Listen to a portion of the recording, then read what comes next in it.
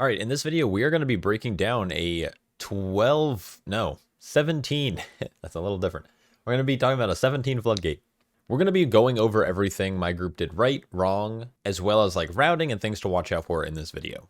Now, this was done last week. At the time of completing this key, I believe it was like 9 US and like 50 something world. It has gone down a little bit since it was done about a week ago at this point now. We are running a Outlaw Rogue, Frosty K, Arms Warrior. Our Shaman is playing Resto, and he's playing Farseer, and I think he only has 2-piece in this run. So we were playing mostly 4-set by this point, but our Shaman still had 2-set, which doesn't matter as much. He was able to meet the HPS checks. It's not a big deal. Anyways, starting off the run, we are going to do something that's kind of unique, but also not. We are going to be shrouding to the first pull. It's just to make it easier for our group to actually get from point A to point B. There's nothing really interesting about this shroud skip. We're just using it to skip the snipers without having to worry about their patrol. We're going to be pulling contractors, surveyors, as well as the Shredinator 3000. The Shredinator 3000 has the bigger health pool here, and it's probably the most dangerous mob in the pack. We are watching the surveyors surveying beam. If they happen to go off, you can see that little fire pole on the ground. We were a little late on one of the kicks. I believe it was on Star or Orange. Well, the only two.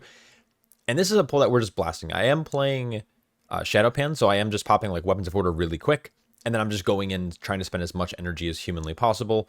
I am going to actually end up holding most of my CDs here, things like Nizao, Black Ox Brew, for damage for the next pull. Since the pull was going down pretty quickly, there was no reason for me to actually pop those offensive CDs, so I just relied on weapons of order to carry me through that first half. So as you can see, the Shredinator is a little bit bigger. We also realized in this run that this was our first time running this comp. We have been running like Fury Warrior, Outlaw Rogue, and then insert really any third DPS. So now that we're running Arms and Frosty K, we realized that we can play and pull way, way, way bigger. So that was a very small pull for us. In the future, we're probably going to be pulling much bigger than that. So anyways, we are now grabbing 3 crabs, 2 divers. We are rolling into this contractor and architect pack, going over to the Demolition Duo. This is a pretty nice pull. The biggest problem is trying to get the divers over because they're constantly going to be planting these bombs on the ground, and they're going to be casting Harpoon. Now with a DK, we can just grip them. It's super, super nice. If you don't have a DK in your group, it obviously takes a little bit of time. You can slowly walk them over. You also don't want them to plant these bombs underneath the architect when he's up in his scaffolding. So right now, scaffolding is going up. So any bomb cast, we want to try to delay so we aren't stuck fighting next to these charges. So one happened to go off there, but the scaffolding was just destroyed. So I'm now slowly going to try to move away from said bomb. So when it does blow up, no one steps on it or no one's near it. Same thing here. Another bomb goes down. Again, he's not on his scaffolding, so it's fine. One other thing that people don't really know about these architects is that when they go to cast scaffolding, they will scaffold where the tank is. So the scaffolding guy, see how it just popped up? He scaffolded at my location. So I ran ahead into the next pole before his scaffolding happened. So I knew he would basically essentially teleport to me. This is a scary pole. Honestly, for most pugs, I don't recommend doing this. It requires a little bit of coordination with stopping the dynamites going on players. You have to pay attention to who's being targeted by what at kind of all times, because you have nail guns going off, which can't be stopped, and you have dynamites. So you have to be able to recognize a player's being nail gunned and dynamited at the same time. Then you have to target the surveyor who's casting dynamite, and you have to stop it. So it's a lot of like really finicky stuff. You also have to pay attention to like who has defensives up, because someone has a defensive, you don't need to stop it. So there's a lot of like micromanaging things in this pull that I don't advise doing. And when I say don't advise like this pull, like you can do this pull, just don't chain the architect in right away, because 2 architects is really dangerous. Now we're just left with 1 architect though, and 3 crabs. We ended up kind of tagging in here. We're going to focus on the scaffolding. Now, unfortunately, they made a change. These crabs used to have this really interesting mechanic where if you knocked them, if they were airborne, during the time they died, they wouldn't explode, dealing damage to players. So there was this kind of unique thing you can do with like shamans and monks where you were able to knock them up and then put a ring underneath them, and they would stay in the air for a few seconds, and then they would die, and then we would just chain to the next pull. For us now, though, we decide just to chain the crabs anyways, and ideally get set up enough before they die where our shaman can actually plant and heal, and we're fine. The next pull is double Shredinator, a couple of contractors, and 2 surveyors once again. So very similar to the first pull of the dungeon, except now we're dealing with 2 Shredinators versus 1. So while we're watching kicks on Star and Orange, we're basically just trying to nuke a Shredinator, or at least both of them, as fast as possible. Luckily, we have a little bit of Prio Dam with the Frost Decay and their Exterminate casts, their big Frost Sights, Reaper's Mark, etc. The one thing for a tank here is you want to be very particular with where you're positioning the Shredinator mobs. You don't want to be aiming the frontal into a rough spot. So I'm trying to always play this little minigame of creating enough room for my melee DPS to not have to worry about blades, but have enough room to dodge the flamethrower as well, whether it's facing them or facing away. It will generally move a full like 180-degree rotation. So as long as you face them away from your group can like sidestep a little bit in the direction that it's rotating, and they should be fine. That was an accidental little sidestep there. I didn't mean to aim it at the stairs. But as you can see, our shaman is just going to outrange it. It's not a big deal. We're going to slowly walk this mob up the stairs, and we are now on to boss at roughly 5 minutes into the dungeon. So we're looking really good. Now this boss for a full melee group's a little bit worse than if you even have one range player, because we have to run out constantly to clear the bombs, the room of the bombs. And when Brant's charging around, we lose pretty much effectively all damage on him, and he has a bigger health pool than Quick Fuse. So it's a little annoying to have to like chase people around on this. Big note. This is the big thing that I wanna stress. You don't need to use the first dispel to clear a bomb. What I see oftentimes, I'll see healers wait to dispel because your melee is like far away. For example, it was on our DK, but he pre-AMS'd it. So make sure you're dispelling immediately because the DPS is going to die. You should be able to clear the room with the 3 charges. And if you can't, as you can see right there, we healed through it. It's really nothing too crazy.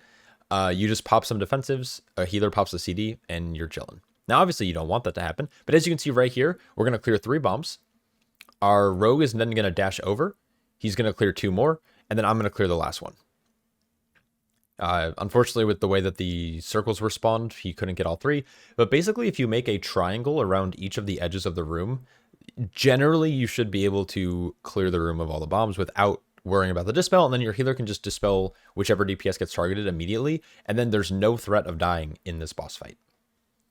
So yeah, you're going to notice our Frosty K is doing really low damage. He ends up focusing a lot more on doing big damage onto Brant during his cooldowns, and ends up missing out on a lot of damage on the other boss. So his damage does look low, but all of his damage is going into Brant specifically, which is super nice. So yeah, the rest of the fight is just basically keep doing the same rotation, clearing bombs. Now we were able to get all the bombs in 1 or 2 charges, so I'm going to just kind of face this at the wall. We're going to transcend. That was such a clean... I remember doing that. Holy shit. I forgot about that. That was such a pixel perfect transcend. Holy. Damn. Sorry, self-glazing. Getting back into it. This isn't... Yeah, actually, there isn't much to talk about. This is just a nice little... finish up the fight. The one thing that tanks can do, and you can see me doing it here, I'm shifting Brant over to put him on top of a bomb. Even if the bomb was just behind him, he clears like all the bombs in like a radius around him, like a very small radius. And what's nice about that is that you can position him actually to force mobs to, or force him to clear certain bombs if your melee aren't paying attention. So again, super convenient. And then yeah, this guy goes down. Monks, I don't know about other tanks. I know my Prot Warrior is kind of okay doing it, but Brewmaster monks are really good at tanking Brant for a long period of time after he enrages.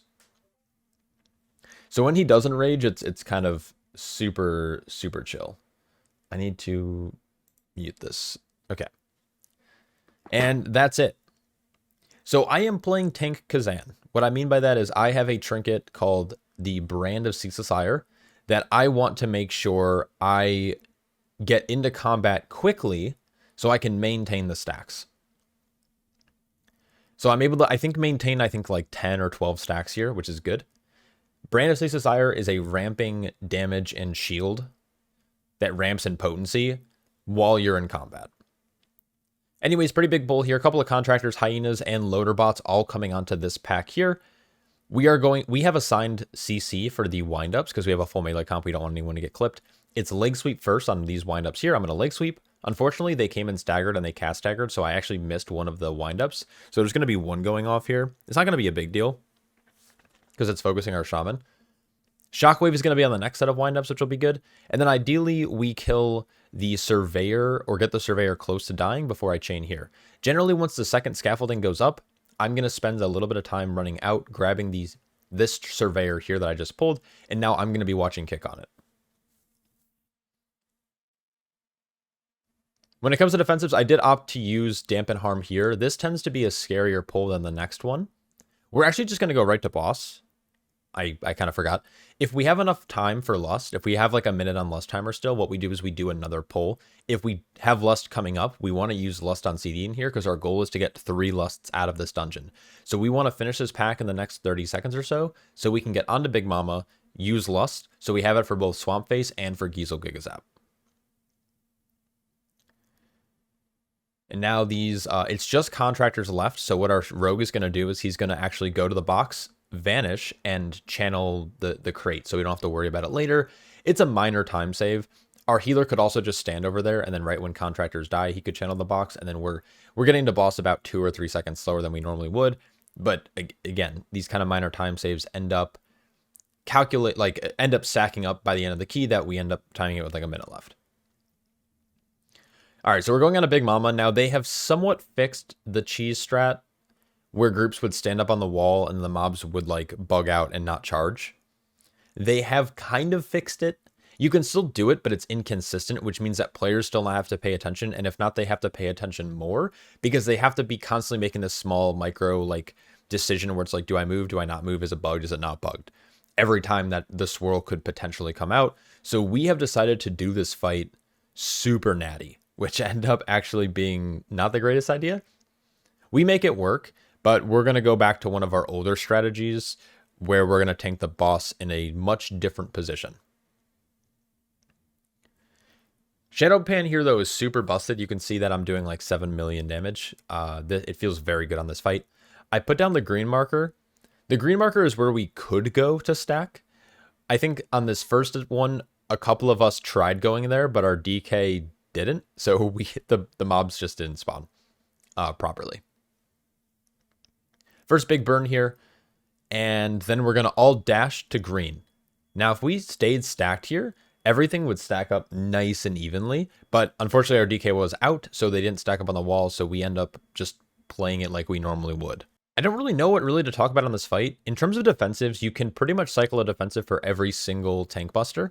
So like on this one, I'm using Diffuse Magic. On the next, I could use Dampen Harm. As long as I have Celestial Infusion up as well, Celestial Infusion is pretty strong for this fight because it's essentially a 30% DR. Super, super nice. And yeah, we're just kind of blasting. In terms of Weapons of Order usage, I'm just sending it on cooldown. And if it's during the boss burn, great. If it's during the ads, also great. I'm still sustaining like 6.5 mil-ish DPS, which is really good. So this is the ad set that was a little slow. If we were stacked up on the wall, or at least in some type of corner, most likely the ads would have been dead by now. But the fact that they charge out in a full melee comp means that most of the time they're still alive during this kilo block, which is not good. It's obviously a lot of damage. Healer could have to use cooldowns there, but they want CDs for this jumpstart cast. Luckily, I get a nice big shadow proc at the end there, or at the start of this phase. So that means going into the next ad phase with my Weapons of Order, I'm going to have big shadow damage. So again, we're going to try to stack up. Once again, our DK is just like not paying attention, and it's too late. He got there at a bad time, so I ran out because I saw him being super fucking slow. It's all good though. He is a greedy little damaged gremlin. So yeah, now we're just doing it natty. I'm going to pop weapons. We're going to focus on killing ads, and then that's a big bada boom. I don't want to spend too much longer on this boss. Like, there's nothing really to talk about, so I'm just going to fast forward. We get the boss, like, sub 10% in the final burn. Sub 10% means you can tunnel. You have about a minute to get that damage down, like, obviously to 0. And, yeah. Maybe I'll take a sip of my coffee. I need more water. I should drink water, though. Water's a good idea. Yep, I hate water. Okay, Shaman's running up to tag the box or to destroy the weapon crate or whatever it is. And I'm going to get this next pull started. Soldiers, inspectors, we drag them to the Demolitionist. We are watching the Demolitionist for his reload cast, we want to stop it right before he actually reloads, so he keeps spamming the cast, so we never have RPGs to deal with. So we're going to commit, actually there we accidentally committed Shockwave and Leg Sweep. Generally what our, like CL is very good about watching him and locking him down, so normally I just let CL do it. Leg Sweep, Shockwave are really good for stopping not only the reload cast, but also stopping some of the inspectors who are like teleporting around and aiming these frontals at us. For the tank, you can see I'm at 5 stacks of this Black Blood. Healers generally, we've talked about it, we find that like around 5 stacks is a good time to dispel. You can diffuse to remove, you can also dwarf if you're playing dwarf. You can go way higher than that, just don't go much past 10. I've been in pug runs where healers never dispel it, and I'm at like 17 and I'll die after the pull ends even, because healers just don't dispel ever. And then we are also trying to watch trick shots in this pull. Trick shots is like a chain lightning cast if it goes off. Is it going to kill someone? Probably not, but if it overlaps with any other kind of damage, whether someone getting clipped by a frontal or shoots the random shots that are coming out, it could spell disaster. But for the most part, we're safe. We have a very tanky composition as well. The shoots are physical damage, so we're grabbing the 2 soldiers. Now that CL is on them, I know that Trix is being applied, so I feel comfortable running away from our other DPS who are kind of just like slapping them as well. I'm going to pull these hyenas and soldiers down the stairs. They are not attached to the snipers, which is super nice. I don't like snipers, mostly because they're really difficult to move. And then we're pulling the soldiers on the stairs. So this should give us a nice large pull for Breath and Pillar. And then the warrior will have CDs for the next pull. He's saving that avatar. At least it looks like he is. The big thing here, if you want to try to make the damage less in this pull, like if you want to take less damage, I recommend kicking the hyena's Bloodthirsty Cackle. Everything else in this pull just does normal damage, but if you kick the cackle, they won't get enraged and you'll feel a little safer. I'm trying to budget most of my other defensives though for the next pull because I want to be able to stay alive so my healer can focus on healing the group and not me. Now, because we have a warrior, we can do something kind of interesting in this next pull. We can actually use the warrior spell reflect to reflect the blood bolts to make sure that we get 1 less blood warp cast, which is super nice. So how that works is he's going to be pulling the next pack. You can see he just did a heroic throw. I'm going to then taunt the blood warper, but no one's going to kick. He's going to reflect, and he gets a nice big burst of damage on the blood warper. Each bolt does about 6%. And because it scales with key level, that's going to be true throughout every single cast. So if we get maybe 3 reflects or 4 reflects off in this pull, most likely it's going to be like 3. That's like 18% free damage. So spell reflect's already coming up again. So he's going to attempt to do it again here, I believe, after the next blood warp. The best time for a warrior to do it is you see this warp blood cast. You taunt after this because he goes right into a blood bolt. So he taunts there. He gets the spell reflect. And then I taunt back. So it's pretty good. And then yeah, the rest of the trash in this pull pretty chill. We actually missed the kick on or the stop on the reload cast. You want to make sure you're saving some type of CC for that. Paralysis is good. Once again, we get the reload finish, but that's fine. We're a little focused on getting everyone topped up for obviously or after the warp blood cast. Now that it's just contractors, we're feeling pretty chill. So 19-minute split at this point is feeling pretty good. We want to be on Swampface in the next like 2-ish minutes, 2 to 3 minutes, which is absolutely fine. So we're going to jump down here. Our rogue is already channeling the bombs there. You can see him kind of in the back corner. I'm going to start gathering these kelps. And it's really important that we have assigned CC for these jettison kelps. And we just want to rotate through and not overlap too much. Generally, we do leg sweep first. After this, it's like generally like Shaman Stop, Shockwave. Then we can Ring of Peace blind as well as like Blinding Sleep. Now, unfortunately, our DK's kind of new-ish to DK, so he like doesn't Blinding Sleep despite him being in comms. He's such a goofball. Anyways, though, we're going to keep stopping these jettison kelps. More than 2 gets scary. 2 can kind of be okay. We're calling for sleet here, and then we just like didn't sleet, so I just dropped ring instead. I tried to use ring last because there's a chance that the mobs get displaced in such a way where they like miss out on damage and cleave. So I tried to use Ring of Peace as like a last resort. We still have blind and we still have blinding sleet. And I think we're going to hopefully send it soon. Maybe not. We send actual blind. Still no sleet. But that's okay. All right, so 20-minute is really good. We're pulling divers. Divers onto boss has become fairly standard. Even for weekly keys, I see tanks as well as myself do this. It's not as hard as it looks. You just have to know what to look out for. The big thing is you want to try to have assigned kicks. So for us, I'm watching Star, someone's watching Orange, someone's watching Diamond. Is that always the case? Not necessarily, but basically you want a kick covered for each. They will never cast more than one harpoon at a time. Basically, if one of the divers is casting harpoon, the others literally cannot cast harpoon. They are incapable of casting it at the same time. So you only ever need one kick at a time, so you don't even need to like have set focus or anything like that. The other thing you want to look out for is the plant Seaphorium charges. If they're planting a charge during the frontal, everyone just dodges left and you keep rotating as if you're dodging a frontal. You rotate like 90 degrees from the bomb and you're super safe. And then outside of that, it's just business per usual. It's just dodge waves. You're linked at the hip or attached at the hip, and it's fine. Now, Brewmaster on this fight feels so impossible to kill. Personally, you can rotate your defenses pretty easily, but honestly, just like Celestial Brew or Celestial Infusion goes a long way. So here comes the second set of divers. Same thing here. We all have essentially assigned markers that we're watching. Our shaman is generally, I would say, on more or less on backup because we might have to dodge during, like, right now. This is a really awkward point. Now the divers are in between 3 bomb charges. There's a kick there that I couldn't quite get to, despite being that being my marker that I was trying to kick. He just landed a kick really easily. Same thing here. Harpoon was going off on Diamond. There was a frontal. We couldn't kick it, so I ring of peace it towards us, so then someone can kick. So there is a little bit of like nuance in terms of like paying attention. But honestly, just enough CC, it should be good. And I want to be clear, I don't recommend doing this in like your average pug run, but this is a good way to save time. Getting divers on a boss is pretty efficient, especially if you're playing with like funnel classes like Frosty K. And now we are at 75.96% count. I believe that's enough. I can't remember if I pull a crab or not, but I thought we needed... I can't remember. I don't remember what we did here. If you do ever need percent, you can also pull crabs onto boss, but you want to be very specific about when you pull crabs. If you're pulling crabs onto boss, when they die, they do a bunch of damage. That damage will be very, very lethal with anything else. I am checking the percent here, 75.96. We were good. But if you decide to pull a crab, try to pull the crab when they have equal, if not a little bit less health than Swampface. Let's say a crab has 500 million health.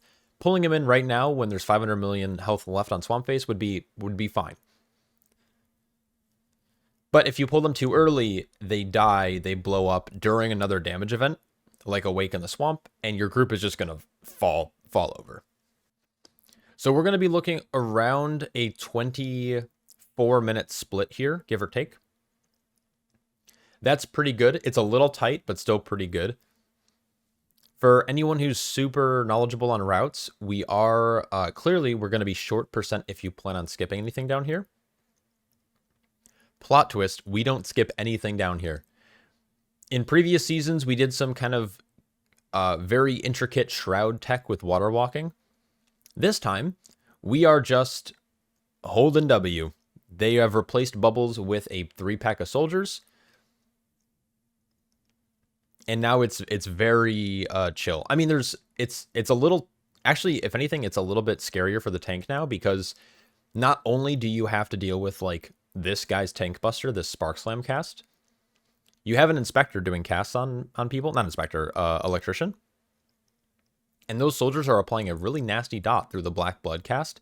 I'm now at 7 stacks, but our shaman can't really afford to budget a dispel for me because he's trying to dispel from the electrician. Now, luckily, I believe what happened in this run is that we somehow landed a spell reflect on the stun dot that got applied to Carrot. So instead, it ended up stunning the electrician, also removing that dispel from play, meaning that our shaman was able to dispel me.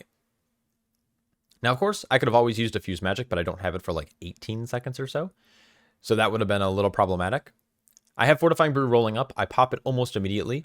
And now that this pack is starting to go down, actually, sorry, I already pulled in the electrician. There is a patrol on the bridge. We kind of let it come in a little bit later. We're not in any hurry to get it in because it does require a lot of kick management. We're watching out for the frontal, good blind, and Stormbolt, actually. And now the next pull is going to be pretty scary, but I'm confident in my ability to use Celestial Infusion. I also have Diffuse Magic. Healer has Link. Link is a nice cooldown for the Brewmaster Monk. Not specifically for me, like it's good for group healing, but it will benefit me having a 10% DR and sharing health with everyone else in the group. And I believe Dampen will come up about 30 seconds in, so we should be good. All right, and now we're chaining. So this is a very standard pull. Most groups do this, or most tanks do this. Even in pug runs, you just grab the inspectors, you grab the soldier and contractor, and you just like run. Big thing to look out for here is literally just kicks. Tanks, you're gonna be on your own for the dispel, but honestly, when there's only one soldier in the pull, it's gonna be very, very tame. Weapons of Order also got committed at this point. I have all of the Wisdom of the Wall buffs active right now, which means I'm not only a little bit tankier because I have crit dodge mastery, but I'm also doing a ton of damage with Shadow. Shadow Wisdom of the Wall flurry strikes. And yeah, that's it. I now have Dampen Harm available that I'd ideally like to save for the next pull. Believe it or not, yes, we are pulling the next set of jump starters together. Our original idea back in Season 2 was that pulling the jump starters allowed us to all keep Kazan stacks, which would be better for the last boss. Honestly, we're probably going to go back to skipping them in the future. But in this run, we had obviously enough time. We have 6 minutes at this point. You need about 4.5. Very tightly, you need 4.5 for Geezle. Any more than 4.5, you're going to be feeling a lot better. I think we end up going into Geezle with like a little under 5, so we were feeling good about our ability to just finish off a boss fight that we've been doing for the last 6 months. In terms of the jump starters, yes, try to focus one down, but if not, cleaving is also fine. Luckily, Arms Warrior does a lot of damage on this pull. Outlaw is pretty consistent, and I think our DK will commit CDs here. He commits Pillar, and then Breath gets committed, so this pack should get dispatched quite quickly. Skipping this is also kind of a hassle and is has a little bit of danger to it because your group has to run very far. You also can't get in combat, so your shaman can't, or like the healer can't heal, and everyone has to use defensives early, which means they don't have them for the start of boss fight. So there are pros and cons to skipping this. Jump starter goes down. Shaman is I asked if shaman needed some water. He said he just sat down and he said you can go. So I trust him. So Chicken is insanely good at this game. And now we're just doing Geezle. So Geezle is same old song and dance. Nothing has changed about this boss. Couple of interesting things you can do here. You can Shadow Meld his Tank Buster. Just make sure you taunt right away. What that does is it just cancels the cast. He won't recast it on anyone. I don't think Blizzard will ever fix it. It's not really that big of a, it's not that big of a gain. I end up sitting on most of my defenses most of the fight anyways, even when I do Shadow Meld, so I'm not really worried about it. The best time to Shadow Meld is when you're in an uncomfortable position where you could potentially get stunned or knocked off the edge. That's generally when I try to save my Shadow Meld for. We're going to run over the water. Remember, water doesn't do anything. If it's not electrified and you don't have an electric debuff on you, you won't take any damage from it. Nice quick maneuver there to get the spark in that thing. So I meld here. I didn't need to meld. Actually, I was super fine sitting on this ramp. This ramp's nice because it won't knock you back at all because it's knocking you back into an elevated surface. You clip the ramp and then you don't move at all. So super nice. Going into our second turbocharge of the fight. He is sitting about 75% health. We have Lust coming up in roughly a minute. Breath is unfortunately rolling now, so it actually should line up with Breath. I don't know if Carad's going to sit on Avatar. I think he ends up sending Avatar before Lust, which was just a minor damage loss, but no biggie. We timed the key. So there I didn't really commit anything. I just took that Tank Buster kind of natty. But as you can see, like even without a Tank Buster, I didn't use Dampen at all. I should have used Dampen actually. We just take it to the face and we're good. So as what you're seeing here is I'm trying to position the boss in such a way where when the Leaping Sparks spawn all in melee, because we have 4 melee, that I can position the boss somewhere in the room where I can then run directly across and there's enough pools that melee don't have to think. My goal as a tank on this is to allow my DPS to basically ignore not ignore mechanics, but not have to think about trying to find a pool for their Leaping Spark. They can just follow the boss, keep hitting it, and I don't know if they do trust me, but they should trust that I'm going to find a position where their sparks are being led to water. so they can just do full dam. They're also all very smart players, except Easy, where they are they can figure it out. They're good. Hell yeah. All right, so Diffuse Magic gets committed. Now the Tank Buster for this boss is very heavy physical on the first hit, and then leaves a pretty nasty 4-second dot. So Diffuse Magic being used there is only for the dot portion, not for the actual Tank Buster. Leaping Sparks comes out. You can see the position. I put him in like this corner here. This allows me to kind of walk around the edge of the room here. I see one more spark coming, so now I'm going to pull the boss over a little bit. Spark gets consumed. Shaman's doing his own thing. I commit Shadow Meld. You can Shadow Meld every 4th Tank Buster. Each Tank Buster is happening roughly every 30 seconds apart. And with that knowledge, you can also commit like, okay, so it's you dampen first, Shadow Meld second. That means every first and second one in a cycle is covered. So then I'll maybe use Fort, then I'll use Diffuse, and then it's going to be Dampen, Meld, Fort, Diffuse, Dampen, Meld, Fort, Diffuse. And you just do that for the rest of the fight. So I don't like defensives on this fight as a Brewmaster should be figured out. Lust was committed a while ago. I forgot to mention that. We send CDs, and now with the boss sub 10%, we're going to have to do one last set of Leaping Sparks, and then we are pretty much sending this boss home. So I kind of pinged where I'm going to walk to just so players can see, but again, Leaping Sparks all spawn kind of stacked, so we're going to start running through here. You can see that there's 3 more. 1 gets consumed, 2 gets consumed. I'm going to pull the boss right on the corner here, and so the Leaping Spark should clip. Oh, but the player missed. I think it was CL. No biggie, and the boss should go down here. And just like that, we time the key with 30 seconds left. We roll an Ecodome, which we promptly failed right after this. But basically, what we talked about at the end of the run was we should fix our route, because our route it was designed with like target capped in mind. Like we designed this route back in season 2 with like double Outlaw Fury Warrior. Like that was the comp we were running. So now that we have a Arms Warrior Frost DK, we're kind of like, maybe we should pull bigger and it'll just be better. So anyways, hope you guys enjoyed the run and the breakdown. Let me know if you have any questions down below, and I will catch you all in the next one. Peace.